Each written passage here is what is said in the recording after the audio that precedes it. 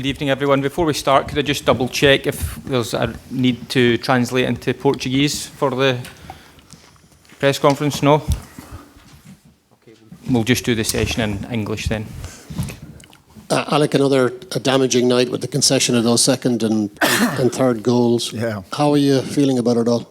Yeah, we shoot ourselves in the foot with against the two top teams, ironically, Belgium and Portugal. That it was, basic errors that we made, and that is the disappointing aspect of it. You expect, the top teams that will cut you through with some majestic skill, and leave you trailing. But we were, the perpetrators of our own mistakes.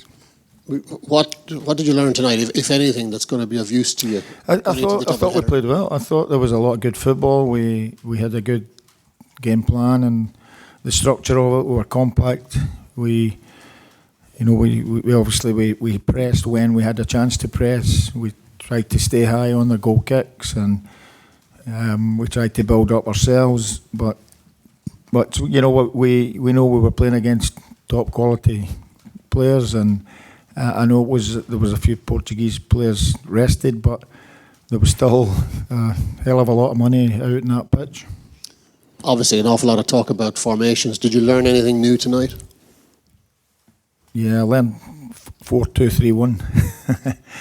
No, listen, I know every system that there is to know. I coached teams before, three at the back. It's been quite fashionable recently. We want to adapt. We want to be able to adapt to certain formations. As I said, the Russians in the World Cup, they played four at the back, but for a certain game they played three, and it's about getting the right balance for the Albania game. It really worked. Are you still for the next competitive game next month? Are you still minded to play three at the back, Alex?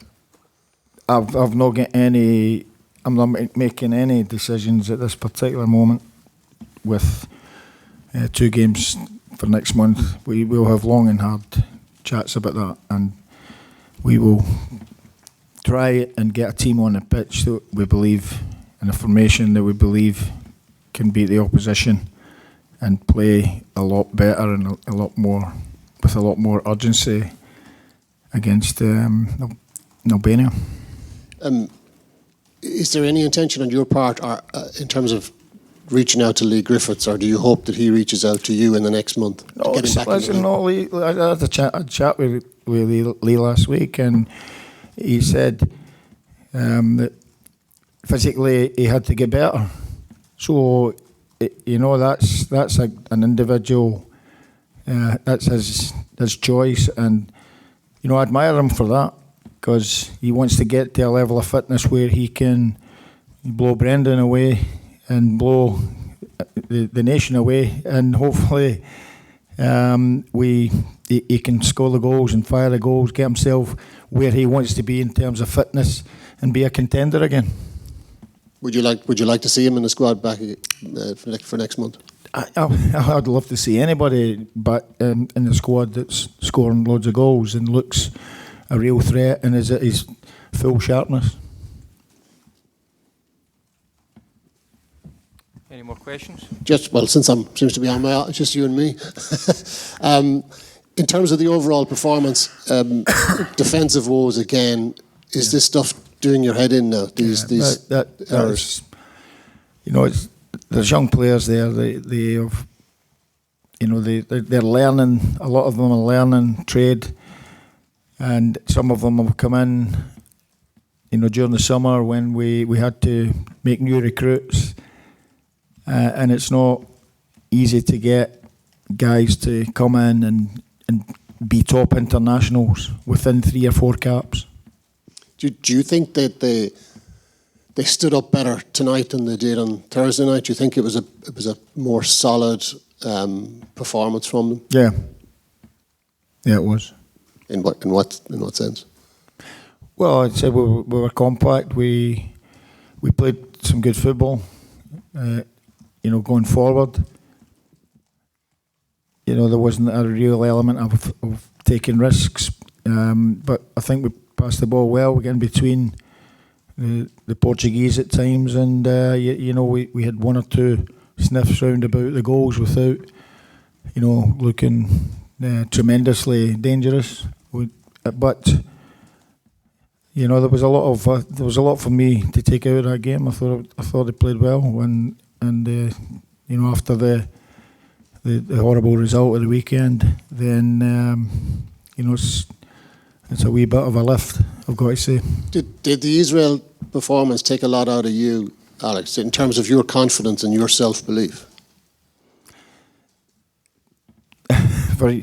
For years, every time you lose a game, you know that there's going to be criticism, but you have to take it in the chin. You have to bounce back up. As I said, I use the word resilience, and I've had a few knocks in the past, and I've had a lot of success, but it's never easy to lose, and of course that was a tough weekend, and but I have to stand up and be brave and take that and take it forward.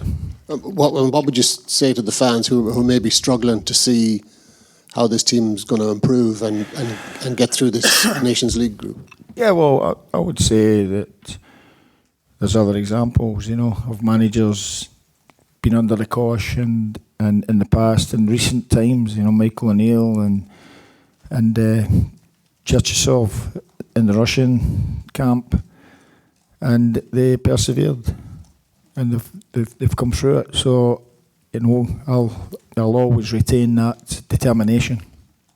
But there's an awful lot of criticism flying around from all of us, and from a lot of other people. Oh, I didn't read it, but you must be. No, listen, obviously I'm aware of it. So, I guess it determines next month. We'll see, and we look to try and qualify.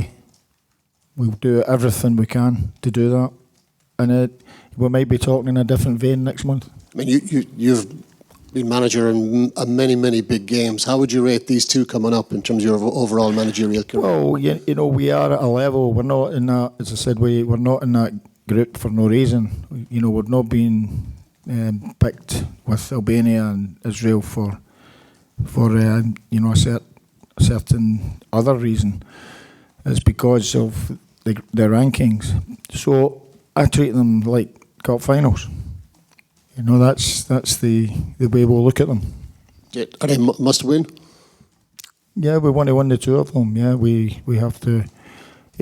Listen, the weekend, it wasn't intended to be a defensive display. We tried to go and win the game, but we never did well. And again, individual guys owned up. Not owned up. I never asked them to own up, but volunteered to say that they never played their A game. So, we look for everybody to be on their A game when it comes to those two games. Thanks, folks. Cheers.